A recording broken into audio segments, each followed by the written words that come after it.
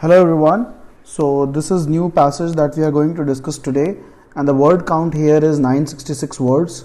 So it's a lengthy passage, and this is something which we discussed in the previous videos as well, that you need to practice passages with word limit of 1000 words, 1100 words, 1200 words. That is almost double of the size that comes in CAT in the recent years, because that will prepare you far better to handle CAT RC passages rather than just focusing on 500-400 word passages. So we have done those kind of passages as well, and this time we decided to go with some lengthy passages because that is also needed. Now let's see this passage. So it says, you see, society feels that it must control or discipline the citizen. So society feels this thing. Shape his mind according to certain religious, social, moral and economic patterns. So what society wants? It wants control and it wants to shape. One of our most difficult problems is what we call discipline, and it is really very complex. Now, is discipline necessary at all? Most of us feel, especially while we are young, that there should be no discipline, that we should be allowed to do whatever we like, and we think that is freedom. But merely to say that we should or should not have discipline, that we should be free, and so on, has very little meaning without understanding the whole problem of discipline. So author says that giving these kind of subjective reasonings that we do not want discipline or something like that doesn't solve the problem or has very less meaning. We need to understand the actual problem with discipline. So one thing which we can understand here, that author doesn't like discipline. The keen athlete is disciplining himself all the time, is he not? His joy in playing games and the very necessity to keep fit makes him go to bed early, refrain from smoking, eat the right food and generally observe the rules of good health. His discipline is not an imposition or conflict, but a natural outcome of his enjoyment of athletics. So author says that if it is a natural outcome, then it's good, because that is someone like an athlete is doing. So discipline in those cases is not bad. Now, does discipline increase or decrease human energy? Human beings throughout the world, in every religion, in every school of thought, impose discipline on the mind, which implies control, resistance, adjustment, suppression, and is all this necessary? If discipline, so who does these things? Religion and every school of thought. So these institutions try to impose discipline on the mind. If discipline brings about a greater output of human energy, then it is worthwhile, then it has meaning. But if it merely suppresses human energy, it is very harmful and destructive. So now the author is saying what he actually likes in discipline. So he says that if discipline brings about a greater output of human energy, then it is worthwhile, then it is good. Else, if it merely suppresses human energy, it is harmful and destructive. So author is not of the view that discipline is always destructive or harmful, or he is not always against discipline, but he says that if discipline does this, then it is good, else it is not good. All of us have energy, and the question is whether through discipline that energy can be made vital, rich and abundant, or whether discipline destroys whatever energy we have. Vital means to be lively, to have life. So author asks that is this energy, that is discipline going to increase our energy, make it more lively, make it more powerful, or it is going to destroy whatever energy we have? I think this is the central issue. Many human beings do not have a great deal of energy, and what little energy they have is soon smothered and destroyed by the controls, threats and taboos of their particular society with its so-called education. So now author is saying that with its so-called education, so when people say that we are trying to educate you by telling you, by controlling you, threatening you and making you follow the taboos of the particular society under the disguise of education, they are actually destroying the little amount of energy that human beings have. So they become imitative, lifeless citizens of that society. And does discipline give increased energy to the individual who has a little more to begin with? Does it make his life rich and full of vitality? So these are the questions which author is asking. Author is still questioning discipline. When you are very young, as you all are, you are full of energy, are you not? You want to play, to rush about, to talk, you can't sit still, you are full of life. Then what happens? As you grow up, your teachers begin to curtail that energy by shaping it, directing it into various molds, and when at last you become men and women, the little energy you have left is soon smothered by society, which says that you must be proper citizens, you must behave in a certain way. Through so-called education and the compulsion of society, this abounding energy you have when you are young is gradually destroyed. Again, through so-called education and the compulsion of society. Now, can the energy you have at present be made more vital through discipline? Again, author is asking this question and giving discipline to prove, or giving a chance to prove that discipline can actually help us increase our energy. If you have only a little energy, can discipline increase it? If it can, then discipline has meaning. But if discipline really destroys one's energy, then discipline must obviously be put aside. What you can see from the writing style of the author, that he is trying to repeat same statements and same thoughts again. So this thought was already discussed in previous paragraphs. It's again repeated here. What is this energy which we all have? Now the author is talking about the energy. So the question that what we are talking about, this energy, what is this energy? This energy is thinking. So this energy is thinking, feeling, it is interest, enthusiasm, greed, passion, lust, ambition and hate. Painting pictures, inventing machines, building bridges, making roads, cultivating the fields, playing games, writing poems, singing, dancing, going to the temple, worshipping, these are all expressions of energy. And energy also creates illusion, mischief and misery. So one thing which we can understand, that energy is not only positive things, it can be negative things, it can be something which is not approved by the society. For example, greed, lust, hatred, mischief, misery and all these things. The very finest and the most destructive qualities are equally the expressions of human energy. But you see, the process of controlling or disciplining this energy and letting it out in one direction and restricting it in another becomes merely a social convenience. So this we can understand from previous paragraphs as well, that society is trying to mold people in one direction to make them more convenient for the society, and it is just a social convenience that we are trying to make. We are not trying to help people increase their energy. The mind is shaped according to the pattern of a particular culture, and thereby its energy is gradually dissipated. So you can see that the reason why society and with its so-called education, what the society is trying to do, they are trying to make you more convenient person, but they are not trying to help you become more lively, or they are not trying to increase the energy that you have. So our problem is, can this energy which in one degree or another we all possess be increased, given greater vitality, and if so, to do what? Now this is another question. So if we discuss the structure of the passage, so author started with discipline, need of discipline, then energy, then he said, and he defined this energy. Now he is saying, why do we need this energy? So that is also very important. Why do you even need energy? Why do you want to increase it? What is this energy for? Is it the purpose of energy to make war? Is it to invent jet planes and innumerable other machines, to pursue some guru, to pass examinations, to have children, to worry endlessly over this problem and that?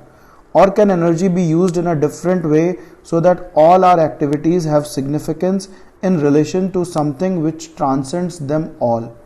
Surely, if the human mind, which is capable of some such astonishing energy, is not seeking reality or God, then every expression of its energy becomes a means of destruction and misery.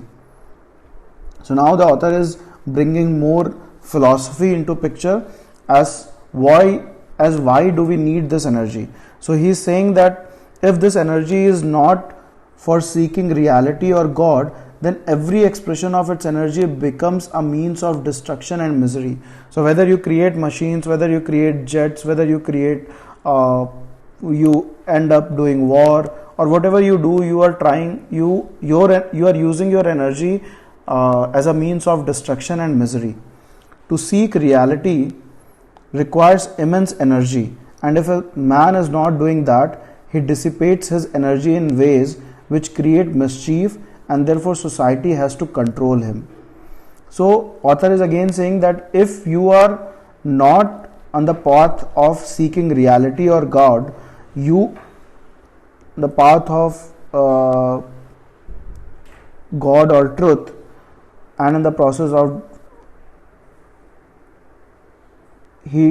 so what the author is saying, that if you are not doing these things, then you are dissipating your energy in ways which is creating mischief, and therefore society has to control you and make you more convenient person. Now, is it possible to liberate energy in seeking God or truth, and in the process of discovering what is true, to be a citizen who understands the fundamental issues of life and whom society cannot destroy? Now author is again, you can see that the structure, how he is trying to relate things. Now he is saying, so okay, agreed, so if I am spending my energy in seeking God or truth, then is it possible that society can't destroy me, or society won't try to change me? Are you following this, or is it a little bit too complex? So we can also understand that this passage or the writing style is more of a communicative writing style, where author is trying to communicate with us. So this is a statement, are you following this, or is it a little bit too complex? So a lot of questions are asked, what lot of dialogues are trying to be author is trying to generate lot of dialogues. You see, man is energy, and if man does not seek truth, this energy becomes destructive. Therefore, society controls and shapes the individual, which smothers this energy. That is what has happened to the majority of grown-up people all over the world. So author is saying that since most of the people all over the world are not seeking truth, that's why society is trying to mold them in a particular way. And perhaps you have noticed another interesting and very simple fact, that the moment you really want to do something, you have the energy to do it. So author is saying that this is something which is possible internally. If you really want to do something, you can do that. What happens when you are keen to play a game? You immediately have energy, do you not? And that very energy becomes the means of controlling itself. So you don't need outside discipline. In the search for reality, energy creates its own discipline. The man who is seeking reality spontaneously becomes the right kind of citizen, which is not according to the pattern of any particular society or government. So if you want to become right kind of citizen, that doesn't need to follow, or that kind of person doesn't have to follow any particular society, rules, governments, or any particular cultural traditions and everything. So all in all, I would say that this passage was lengthy, but it was straightforward and was easily understandable. Let's see the question and see if the questions are fact based and we can answer them directly or not. So the first question is, the athlete's example proves that. So A, when discipline is inborn, we enjoy it. Games create discipline naturally. So this is not correct unless and until you enjoy the game. When one really enjoys doing something, discipline will follow as a natural outcome. This is correct. So we need to take care of A and C. Athletes do not need the imposition of discipline. They are naturally disciplined. That is something which we cannot generalize. It's an example is given to show that some athletes or most athletes do that, but we cannot generalize this thing, and that is not the reason of giving that example. So if you see the example, his discipline is not an imposition or a conflict, but a natural outcome of his enjoyment of athletics. So its discipline is a natural outcome. So this is something which author wants to say that, and this is something which he has said in the end as well. Energy creates its own discipline. That means, so when discipline is inborn, we enjoy it. It can be partially true, but option number C exactly reflects the reasoning of the author. When one really enjoys doing something, discipline will follow as a natural outcome. So I will go with option number C because it clearly states the reason why author has mentioned the example of athletes. Question number 2. As per the passage, the general effect of education is so we can see various places here is gradually destroyed, or so-called education, so they become imitative, lifeless citizens of that society. That means author has mentioned it again and multiple times that education is not actually helping anyone to increase their energy, but it is actually destroying the energy. So the so-called education which is mentioned in the passage is actually cause of destruction of energy. The general effect of education is an organized society. That is something which is not mentioned. They said that they are trying to create more convenient citizens, and all these things are done as a process of social convenience, but that is not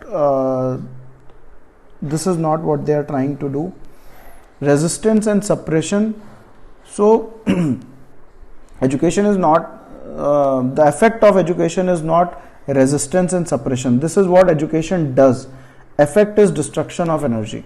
So when the purpose of education or the process of education is to resist you, to suppress you, to mold you, to push you in one direction, and as a result your energy is destroyed. So B states clearly answers clearly the question. So that is the answer to this question.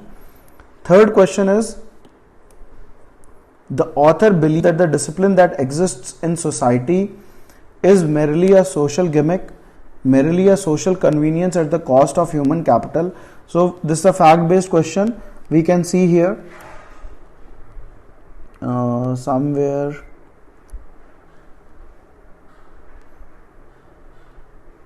so here in this line, becomes merely a social convenience. The mind is shaped according to the pattern of a particular culture, and thereby its energy is gradually dissipated. So merely a social convenience at the cost of human potential. So its energy is destroyed, and so at the cost of human capital potential. So option number B is correct. It's a fact-based question, and we can directly see that merely a social gimmick is not mentioned. Necessary evil is not mentioned. Author says that discipline is not necessary. Never he said that discipline is necessary. He always has stated that discipline, if inborn, or discipline if it is born out of enjoyment of something, is good. And if you are doing something good, energy creates its own discipline. Totally undesirable is also wrong, because author feels that discipline is required and is needed if it is actually increasing your energy. Fourth, according to the author, energy is, so we can see here author has mentioned about energy. The energy is thinking, feeling, it is interest, enthusiasm, greed, passion, lust, ambition and hate. So everything is mentioned. So our answer is option number D. Fifth, the author is least likely to agree with the idea that Discipline is useless, so least likely. First of all, understand, so we need least likely, that is, out of these three, there will be two ideas or two options which author would agree to, and one which author won't like much or is against author's views. So we need to find that one. So first is, discipline is useless if it cannot augment the meager reserves of energy. That is correct. So this is correct, author will agree to that. Cultural patterns are a major determinant of how energy is dissipated. So this is something which is also mentioned somewhere here.